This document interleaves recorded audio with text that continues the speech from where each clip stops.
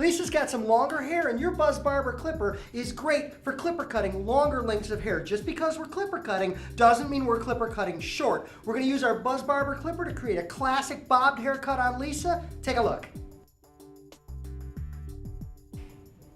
The first step in cutting longer lengths of hair is cutting not all of it at the same time. There's just too much hair to work with, so you're going to divide it or subdivide it. I parted off her hair. I left the bottom hanging down like this, and we're going to clip up on top some of the top section so that we can create our starting length working just with that bottom portion of the hair.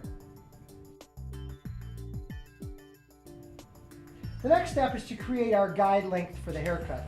After we section the hair off, we comb the hair smoothly, we hold the hair in our fingers, and we use our Buzz Barber clipper to clipper off the hair that extends out beyond our fingers to create or establish the guide length for the haircut. We can come in perpendicular, as you see there, or we can come in parallel to our fingers to begin to establish that guide. Once the guide length is created at the center, we're going to continue that length out to both sides, working all the way around the head.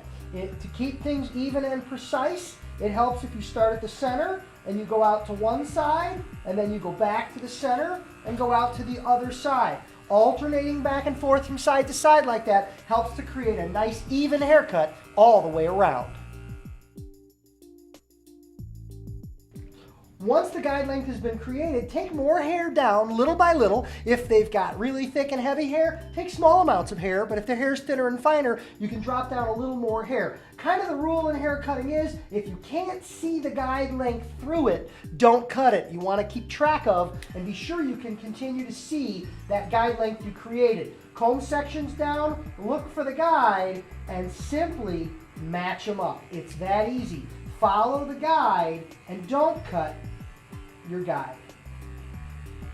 Continue that all the way through this side, all the way through the other, and then continue bringing more hair down until you've cut all the hair to the new bob length. The basic bob length is now in place. You can customize the haircut a number of different ways. If you'd like to add layers, layering refers to the idea that not all the hair makes its way all the way down to the baseline. Sections of hair can be lifted up at the top of the head and can be cut with your Buzz Barber clipper across the top of your fingers. That'll lighten up the haircut, create some softness and movement. You can also add bangs to the haircut. If you'd like to add bangs or a front fringe, you can comb out a section of hair.